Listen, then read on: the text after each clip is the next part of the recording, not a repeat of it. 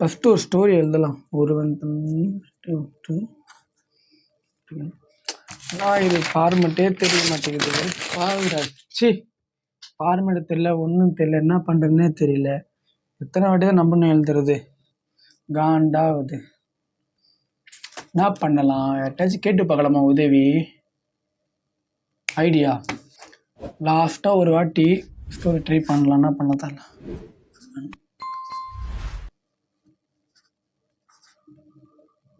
ஆனால் இது மறுபடியும் ஏதாவது டென்ஷனாக ஆகுது. ஒரு ஃபார்மட்டும் தெரிய மாட்டேங்குது, கடுப்பாகுது. என்ன பண்ணுறதுனே தெரியல, என்ன பண்ணலாம், ஒரு விருப்பாக இருக்குது.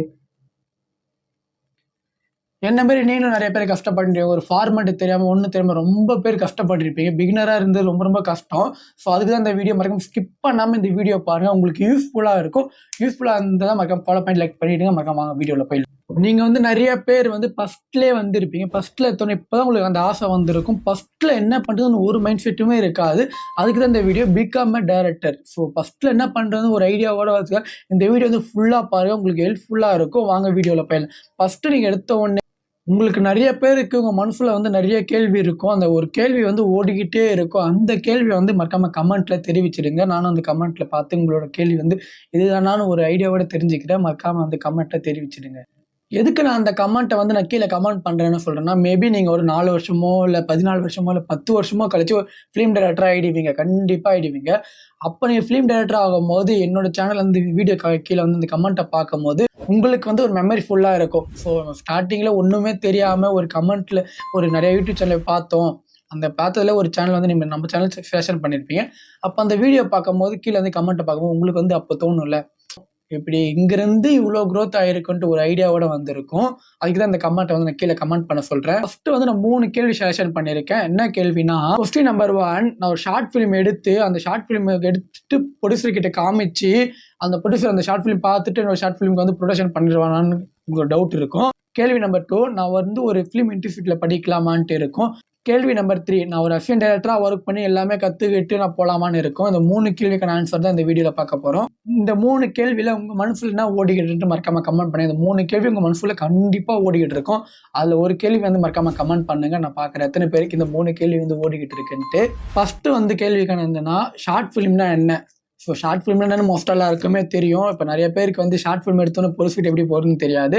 ஸோ ஷார்ட் ஃபிலிம் என்னென்னா ஒரு பயோடேட்டா மாதிரி. ஸோ நீங்கள் ஒரு ஷார்ட் ஃபிலிம் எடுத்து ப்ரொடியூசர் காமிச்சாங்கன்னா அந்த எடுத்தோன்னே அந்த ஷார்ட் ஃபிலிம் பார்த்துட்டு இந்த ப்ரொடியூசர் வந்து இந்த பையனுக்கு இந்த சான்ஸ் தரலாமான்ட்டு யோசிக்கிறது தான். எப்படின்னா அந்த ஷார்ட் ஃபிலிம் ஒரு லேக் இருக்கக்கூடாது. அந்த என்னன்னா ஒரு ஒன்லைனும் சரி, ஒரு மூமெண்ட்டும் சரி, அந்த ஷார்ட் கட்டும் சரி, ஒரு ஷார்ட் ஃபிலிம் வந்து ப்ராப்பராக நீங்கள் எடுத்துட்டீங்கன்னா அந்த ஷார்ட் ஃபிலிம் பார்த்துட்டு ஸோ இந்த பையன் நம்பி அந்த பையன் நம்பி இந்த ஷார்ட் ஃபிலிம் நம்ம ப்ரொடக்ஷன் பண்ணலான்ட்டு அவங்களோட ஒரு அப்ரோச் உங்களோட மைண்டில் கண்டிப்பாக இருக்கணும். ஓகேவா? நீங்கள் ஷார்ட் ஃபிலிம் வேணா தோணு எத்தனை போயிட்டு காமிச்சு இந்த ஷார்ட் ஃபிலிம் பண்ணிட்டேன், ப்ரொடியூசர் அப்சர்வ் பண்ணிட்டேன் அப்படி இல்லாமல் உங்கள் ஷார்ட் ஃபிலிம் ப்ராப்பராக உங்களால் முடிஞ்ச வரைக்கும் எஃபர்ட் போட்டு அந்த முடிஞ்ச அளவுக்கு ஒரு எஃபர்ட்டை போட்டு அந்த ஷார்ட் ஃபிலிம் எடுத்துட்டாரு பாருங்க. அந்த மாதிரி ப்ரொடியூசர் எப்படி அப்ரோச் பண்ணுறதுன்னா, எடுத்த உடனே ஷார்ட் ஃபிலிம் எடுத்துட்டு காட்டாமல் உங்களால் குறைஞ்சபட்சம் ஒரு 7-8 ஷார்ட் ஃபிலிம் பண்ணிவிடுங்க. இந்த 7-8 ஷார்ட் ஃபிலிம் பண்ணாலும் உங்களுக்கான ஒரு வந்து திறமை வந்துடும். கண்டிப்பாக அந்த 7-8 ஷார்ட் ஃபிலிம் பண்ணி முடிக்கிறதுக்குள்ளே உங்களுக்கான திறமை கண்டிப்பாக வந்துடும். குறைஞ்சபட்சம் நீங்கள் ஷார்ட் ஃபிலிம் பண்ணிக்கிட்டே இருங்க. எப்போ உங்களுக்கு இது சரின்னு படுதோ அந்த ஷார்ட் ஃபிலிம் எடுத்துகிட்டு போயிட்டு உங்கள் ப்ரொடியூசர்கிட்டயோ இல்லை யார்கிட்டயோ வந்து காமிங்க. ஏன் அந்த 7-8 ஷார்ட் ஃபிலிம் பண்ண சொல்கிறேன்னா, நீங்கள் ஒரு ஷார்ட் ஃபிலிம் பண்ணும் போது ஃபஸ்ட்டு ஷார்ட் ஃபிலிம்லேயே ஸ்க்ரீன் பிளேனா என்ன, ஸ்டோரினா என்ன, லைட்டிங்னா என்ன, கேமரானா என்ன, ஸோ இதெல்லாம் உங்களுக்கு வந்து ஃபஸ்ட்டு ஒரு ஷார்ட் ஃபிலிம்லேயே தெரியும். அப்படியே நீங்கள் படிப்படியாக ஒரு 7-8 ஷார்ட் ஃபிலிம் பண்ணும்போது ஃபுல்லாக அந்த ஒரு திறமை வந்து உங்களுக்கு கண்டிப்பாக வந்துடும். ஃபுல் அண்ட் ஃபுல் என்னென்ன இருக்கோ ஒரு ஸ்டோரியில் சரி, ஒரு ஷார்ட் ஃபிலிமில் சரி, எல்லாமே உங்களுக்கு அந்த 7-8 ஷார்ட் ஃபிலிம்லையும் கண்டிப்பாக உங்களுக்கான ஐடியா வந்துடும். ஸோ நீங்கள் அடுத்த ஒரு ஷார்ட் ஃபிலிம் பண்ணும் போது ப்ரொடியூசரை நீங்கள் அப்ரூவ் வச்சு கண்டிப்பாக பண்ணிடலாம். ஸோ அந்த ஃபஸ்ட்டு நீங்கள் அந்த 7 ஷார்ட் ஃபிலிம் பண்ணும் போது உங்களுக்கு எல்லா மைண்ட் செட்டும் வந்துடும்ல. ஸோ அடுத்த ஒரு ஷார்ட் ஃபிலிமில் என்ன ஒரு அதாவது ப்ரொஃபஷனலாக உங்களுக்கு ஒரு டீம் வந்து வந்துடும். ஸோ நீங்கள் பார்த்த உடனே இவன் நம்மளுக்கு டீம் கரெக்டாக இருக்கும், இவன் இந்த கேமராமேன் நம்ம டீம் கரெக்டாக இருக்கும்ட்டு ஸோ அடுத்த ஷார்ட் ஃபிலிமில் கண்டிப்பாக உங்களுக்கு மைண்ட் செட்டில் எல்லாமே தெரிஞ்சிடும். ஸோ இவங்கெல்லாம் கூட நீங்கள் ஒர்க் பண்ணும்போது உங்கள் நாலேஜ் வந்து கெயின் ஆகும். ஸோ ஃபுல்லாக நீங்கள் ஒரு பக்காவான ஒரு டீம் செட் பண்ணிடுவீங்க. ஒரு அந்த 7-8 ஷார்ட் ஃபிலிம் முடிகிறதுக்குள்ளேயே உங்களுக்கான டீம் இவ்வளோ தானா, ஸோ 10 பேரை நீங்கள் கவர் பண்ணிடுவீங்க. ஸோ இவங்களெல்லாம் நீங்கள் கம்ப்ளீட்டாக ஏர் பண்ணிட்டீங்கன்னா ஸோ ஷார்ட் ஃபிலிம்லாம் இதுதான்ட்டு உங்களுக்கு ஒரு மைண்ட் செட் கண்டிப்பாக வந்துடும். ஸோ நீங்கள் குறைஞ்சபட்சம் இந்த 7-8 ஷார்ட் ஃபிலிம்லாம் எல்லாம் கற்றுக்கிட்டுருவீங்க. ஸோ இவ்வளோதானான்னு ஒரு மைண்ட் செட் வந்த உடனே ஃபுல்லாக உங்களுக்கு கற்றுக்கிட்டீங்களா, ஸோ இதுக்கு நான் தயாராக இருக்கேன், ஸோ நெக்ஸ்ட் வந்து ப்ரொடியூசர் அப்ரோச் பண்ணிட்டு தயாராக இருக்கேன்னு உங்கள் மனசு கண்டிப்பாக சொல்லும். ஸோ அது நீங்கள் சொல்லும் போது அடுத்ததான் உங்கள் ப்ரொடியூசருக்கான ஷார்ட் ஃபிலிம் வந்து பண்ணுங்க. ஷார்ட் ஃபிலிம் பண்ணிட்டீங்கன்னா ஸோ கண்டிப்பாக உங்கள் ப்ரொடியூசரும் வந்த மாதிரி இருக்கும், அந்த ஃபீல்டுக்குள்ளே போன மாதிரியே இருக்கும், உங்கள் டேரக்டராக ஆகின மாதிரியே இருக்கும். ஸோ இவ்வளோதான் சிம்பிள், ஒரு ஐடியா வந்திருக்கும்னு நினைக்கிறேன். கொஸ்டின் நம்பர் 2, ப்ரோ நான் இன்ஸ்டியூட்டில் படிக்கலாமா, என்ன இன்ஸ்டியூட்டில்? நிறைய பேருக்கு வந்து டிஎம்ல வந்து பண்ணியிருக்கீங்க, ப்ரோ நான் ஒரு இன்ஸ்டியூட்டில் படிக்கலான்னு இருக்கேன், என்ன இன்ஸ்டியூட் ஒரு நல்லதாக சொல்லுங்கன்ட்டு.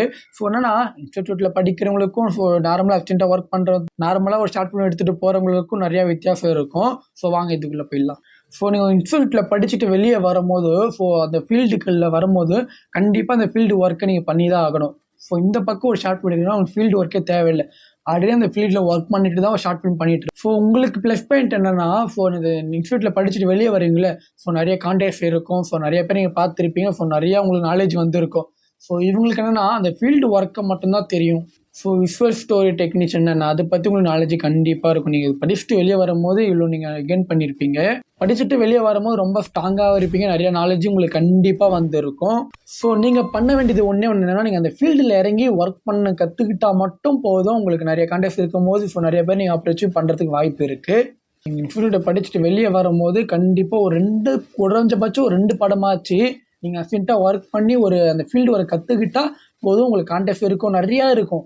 ஸோ நீங்கள் அந்த ஃபீல்டு ஒர்க்கை மட்டும் கற்றுக்கிட்டா உங்களுக்கான இடம் வந்து நீங்கள் வந்து கண்டிப்பாக அப்ரோச் பண்ணிடலாம். என்கிட்ட நிறைய பேர் கேட்டிருப்பேன் இன்ஸ்டியூட்லாம் இன்ஸ்டியூட் படிக்கலான்ட்டு, நான் உங்களுக்கு ரிப்ளே பண்ணியிருக்க மாட்டேன். ஏன்னா வந்து நான் இன்ஸ்டியூட்டில் இதற்கு படித்ததே இல்லை. ஸோ எந்த இன்ஸ்டியூட்டில் படித்தா எப்படி போகலான்ட்டு எனக்கு நான் கண்டிப்பாக அதை பற்றி எனக்கு தெரியாது. ஸோ நானும் கண்டிப்பாக அது இன்ஸ்டியூட்டில் படிக்கலாம் ஒரு ஐடியா போட்டிருக்கேன், தவிர அதுக்கு எஃபெக்ட்டும் நான் போட்டு மூவ் பண்ணதில்லை. கண்டிப்பாக நான் அதுக்கான ரிப்ளே வந்து ஒரு சில நான் பண்ணுறேன். கொஸ்டின் நம்பர் 3, ப்ரோ நான் அசிஸ்டண்ட்டாக ஒர்க் பண்ணி டேரக்டராக இல்லாமல் கேட்டால் கண்டிப்பாக ஆகிடலாம். ஆனால் அதில் ஒரு மைனஸ் பாயிண்ட் என்னென்னா, நீங்கள் யாருக்கிட்ட டேரக்டராக ஒர்க் பண்ணுறீங்க, யார்கிட்ட நீங்கள் அசிஸ்டன்ட் டேரக்டராக ஒர்க் பண்ணுறீங்க தான் மேட்டர். நீங்கள் நிறைய பேர்கிட்ட கேட்டிருப்பீங்க அசிஸ்டண்ட்டாக ஒர்க் பண்ணலான்ட்டு, நிறைய பேர் அசிஸ்டண்ட்டாக ஒர்க் பண்ணி ஜாயின் பண்ணுங்க, வாங்க பண்ணலாம் ஒர்க் பண்ணலான்ட்டு அந்த ஆஃபீஸ் ரூம்லேயே உட்காந்துட்டு உங்கள் காலத்தை வேஸ்ட்டு பண்ணிவிடுவாங்க, உங்கள் கரியரை ஸ்பைல் பண்ணிடுவாங்க. அதை நான் எதுக்கு சொல்கிறேன்னா, ஸோ நீங்கள் அசிஸ்டண்ட்டாக ஒர்க் பண்ணுறீங்களா, ஸோ எடுத்தோடனே நீங்கள் போய் இது பண்ணணுன்ட்டு கண்டிப்பாக முடியாது. ஸோ நல்ல ஒரு அசிஸ்டண்ட்டாக நீங்கள் நல்ல ஒரு டேரக்டராக நீங்கள் தேர்ந்தெடுத்து அவங்கள்ட்டே ஒர்க் பண்ணால் கொஞ்சம் ஈஸியாக இருக்கும். உங்கள் கரியரும் வேஸ்ட் ஆகாது, உங்களோட டைமும் வேஸ்ட் ஆகாது. ப்ரோ அப்போ யார்கிட்ட தான் நான் அசிஸ்டண்ட்டாக ஒர்க் பண்ணுறேன் கேட்டிங்கன்னா, டேரக்டர் வெற்றிமாறன் சார் இருக்காங்க, லோகி சார் இருக்காங்க, ஸோ அட்லி சார் இருக்காங்க, ஸோ பிரதீப் ரங்கநாதன் இருக்காங்க, நெல்சன் சார் இருக்காங்க. ஸோ இந்த மாதிரி பெரிய டேரக்டர்கிட்ட போய் நீங்கள் ஒர்க் பண்ணிங்கன்னா கண்டிப்பாக உங்கள் கரியர் வேஸ்ட் ஆகாது, உங்கள் டைமும் வேஸ்ட் ஆகாது. ஸோ சீக்கிரமாக நீங்கள் ஒரு டேரக்டரும் ஆகிடலாம், ஒரு படம் பண்ணுறதுக்கும் வாய்ப்பும் கிடைச்சிரும். அவங்ககிட்ட போய் நீங்கள் ஒர்க் பண்ணணுன்னா கண்டிப்பாக நிறையா இது இருக்கும். ஸோ அது குறைஞ்சபட்சம் நீங்கள் ஒரு 2-3 ஷார்ட் ஃபிலிமாச்சும் நீங்கள் பண்ணி ஸோ அதுக்கு ஒரு எஃபர்ட்டை போட்டு ஸோ க்ளீனாக எந்த ஒரு லேக் இல்லாமல் எடுத்துகிட்டு வந்து இருக்கணும். ஸோ நான் எதுக்கு அது சொல்கிறேன்னா, உங்களுக்கு ஃபிலிம் மேக்கிங் நாலேஜ் இருக்கா இல்லையான்ட்டு டெஸ்ட் பண்ணுறதுக்காக. ஸோ திடீர்னு கூப்பிட்டு உங்களை வந்து தான் இதுக்கான ஸ்க்ரீன் பிளே எழுது, இதுக்கான டைலாக் எழுது, இதுக்கான இது எழுதுன்ட்டு கண்டிப்பாக சொல்லுவாங்க. ஏன்னா ஒரு அசிஸ்டன்ட்னா நீங்கள் அவங்க என்னென்ன சொல்கிறாங்க அதுக்கான வேலையை செஞ்சு தான் ஆகணும்.